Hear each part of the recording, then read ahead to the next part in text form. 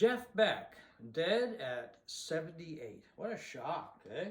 Just like, I mean, he hadn't been sick or seemed to be very healthy, and bacterial meningitis. Yeah, it's shocking. I mean, he seemed to be the picture of health of all Yeah. of those guys from that period. Yeah. He wasn't a guy known as a druggie, a drinker, from what we can tell anyway. And he was a vegetarian for a half century. And for him to go in that manner is just absolutely shocking. I don't think I've been as shocked by the death of any rock star. Maybe Tom Petty or Prince, but Yeah. I think the music community around the world is shocked. Beck, to me, was, well, he was a tremendous guitar player. And the old question, I'm sure it will pop up numerous times here on in, is which was the best of that trio of British guitar players, Clapton, Beck, or Jimmy Page. I don't even know if there is an answer. I know who my favorite is, and that was Jeff Beck. Who was the best? I don't know. That's up for debate. Well, he's in my holy trinity of rock guitarists, and they're not all British. To me, it's Jeff Beck, Stevie Ray Vaughan, and Clapton in his prime. Yeah. Just a colossal, phenomenal guitar player. And unlike the others, in my mind, this guy, there was no degradation of his abilities or skills. I think you could argue that Clapton doesn't play as well as he did in his prime. Oh, true, yeah.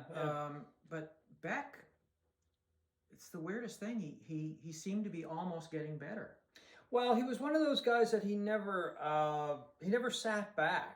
I mean, Clapton, I mean, come on, let's be honest here. He really hasn't done anything, I don't know, original or creative for a long, long time, right? Whereas Beck, and probably it affected his commercial viability, I guess, because he was always taking risks. He was always taking chances. Well, he was always changing, too. Right. He never had a hit like the others. I saw a video from somebody last night, and he really did it. He said something really profound to me, and that's that, people like Jimmy Page and Cream, their legacy is the music that they made when Page was in Led Zeppelin, when Clapton was in Cream for the most part. Beck was moving around so much that his legacy is his whole career, in the sense that he was always kind of striving for something new. He was always trying to improve. He was always pushing his own boundaries, and I think that's what made him not as commercially successful as the other ones, because he really just didn't, sit back and rest on whatever he had accomplished. He would do one thing, and then he'd start something else. And then he would go off for long periods tinkering with his cars, yeah. And he didn't tour for the longest time. The last 20 years, he's been touring relentlessly. Yeah, the first time I saw Beck was in 2009, and I saw him 9 times since 2009, and every show was incredible. Some more incredible than the others, but he was constantly touring. I mean, yeah. And then he did that wonderful tour with Eric Clapton. I always said that if Eric Clapton and Jeff Beck toured together, I would go see them. We did. We went to both shows in Canada, Montreal and Toronto. And I was thinking before the shows, who's going to be the better one? Who's gonna shine, right? I think you probably know the answer. It was Beck. This is one of the most amazing things that I read about any musician, really, that when he wasn't playing a concert, he would do 2 90-minute practice sessions a day, once in the morning and once at night. And that's the kind of work that he put into his craft. And as a result, like I said, he never seemed to degrade or erode in any way. He was playing stuff that was amazing, jaw-dropping, right up until he died. Well, I read an interview with him not too long ago, well, a few years ago now, and apparently he was never out of reach of a guitar. Yeah. And it was in his home in England where the interview took place, and there was a guitar on the couch, and there was another one just a few feet away or whatever, and somebody else commented on it as well. It might have been Rhonda Smith, the bass player that's been with him for a number of years, that he he always had a guitar nearby.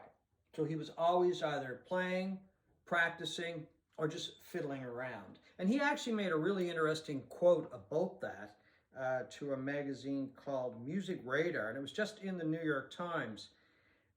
He said, "My Strat is another arm. I've welded myself to that, or it's welded itself to me, one or the other."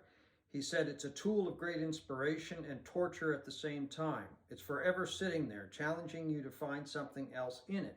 One of the nicest quotes I ever read from him was he describing his sound, and he said he always wanted to create beauty and chaos. Yeah. You know, he was one of the first guitarists I ever heard to, you know, have his guitar dive bomb and soar. He could make it soar.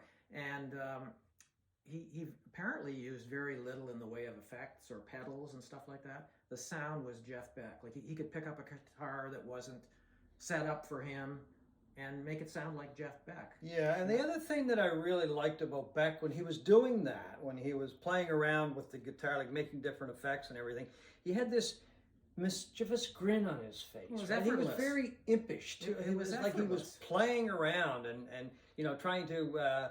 He was having a little bit of fun. Let's put it that way, and that showed in his live performances. Well, there's three guitarists for me that are just absolutely effortless in their playing. That made it look easy when we know it was ridiculously hard. It was Beck, it was Stevie Ray Vaughan, and Eddie Van Halen. They could just make the most amazing sounds and just look like they weren't even barely breaking a sweat.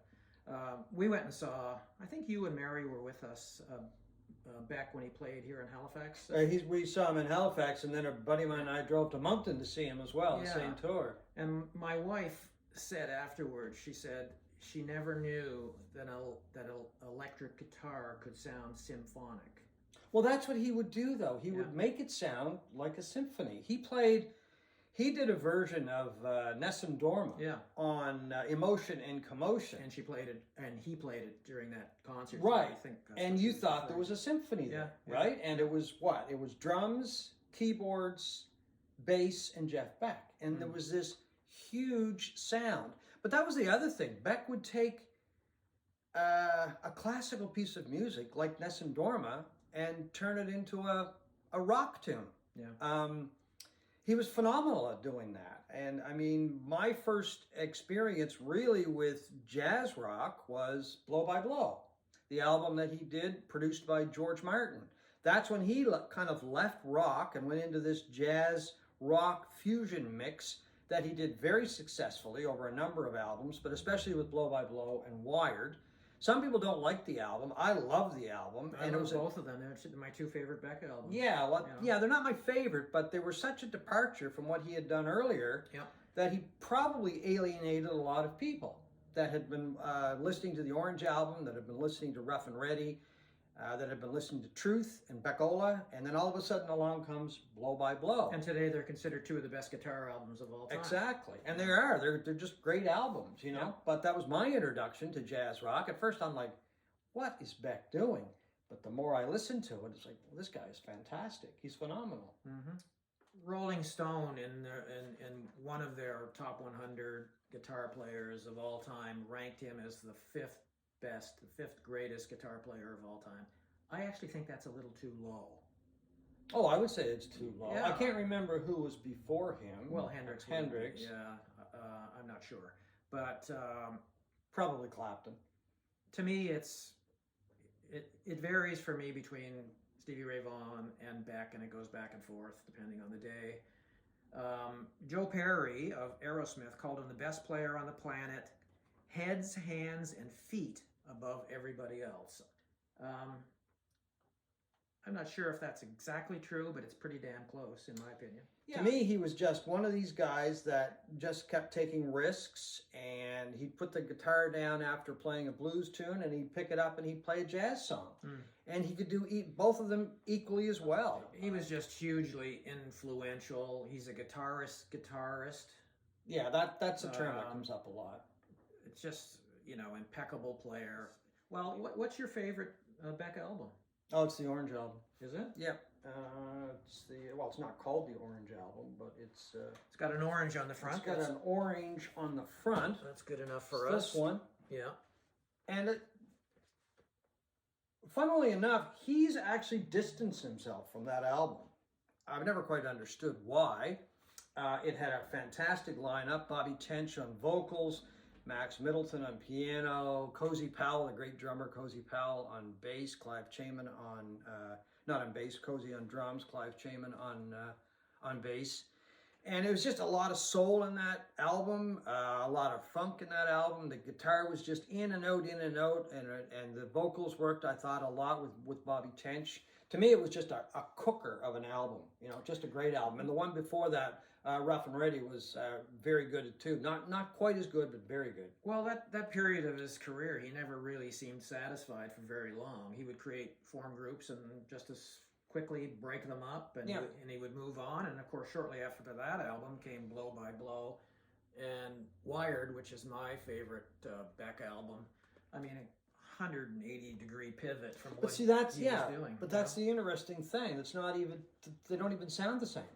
You never know. Not even. You can hear Jeff Beck in there, but I mean, you'd never know it was the same group of people. Some of the people were the same, but a total departure, a 180. Yep. He always had bad luck with singers. Rod Stewart started off with the Jeff Beck group. Of course, Rod Stewart was a phenomenal singer. And then he went on, and Bobby Tench sang with him for a while, but that didn't work out. Jimmy Hall sang with him for a while. He sang with him on Flash. It was an okay album. Rod Stewart was on that album as well. He sang People Get Ready, which was probably the highlight of the album. But he really hasn't had a lot of luck with getting a singer. He's worked with Beth Hart. I saw her perform with him live, and it just didn't work. I thought she was way over the top. And lately, he's been working with Johnny Depp. I'm really not sure about that union. Well, it's, I think one of the saddest things of his death is that he did finally seem content with his place after years of shuffling around with various people, as you say, never being happy with certain singers. He, for the most part, for the last 20 years, he's just played instrumentally, I guess. And that's where he shone. And that's where he shone, and he, his lineup has stayed fluid, but kind of the same for quite a long time. He's played with some of the people back and forth. Vinnie Colaiuta on drums has been back and forth with him for a while. Narada Michael Walden has been played with him over the years. Rhonda Smith's been with him for a while. Tal Wilkenfeld, who I think is an amazing bass player. Jason Rebello on keyboards. Some of those people have been back and forth.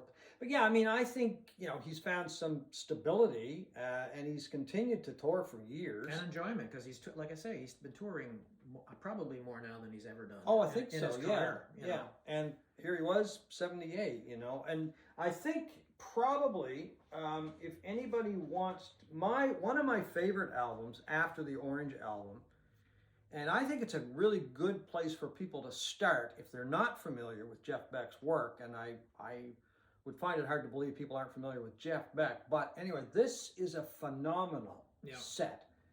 It's an album. He recorded this at Ronnie Scott's Club in London.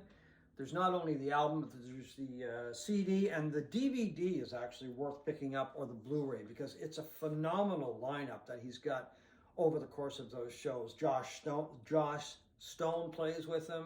Imogene Heap plays with him. Just phenomenal singers right there that he's worked with. Clapton plays with them at the Ronnie Scott shows. A great place to start, as far as I'm concerned, if you're not familiar with Beck's music. But a phenomenal album, anyway, phenomenal package to in any respect. I think I'll wrap things up with a quote from Beck, and it really, I think, sums up his career. He made this quote in 2009. "I play the way I do because it allows me to come up with the sickest sounds possible. That's the point now, isn't it? I don't care about the rules. In fact, if I don't break the rules at least 10 times in every song, then I'm not doing my job properly." I think that pretty well sums up Jeff Beck. I mean, he was just one of these guys that he didn't want to play by anybody's rule book. He wanted to make his own book, and he did that throughout his whole career. A lot of the material he did, most of the material he did, it's way up on that mountain of music. So anyway, absolutely. Jeff Beck, dead at 78. Thank you for all the music, Jeff.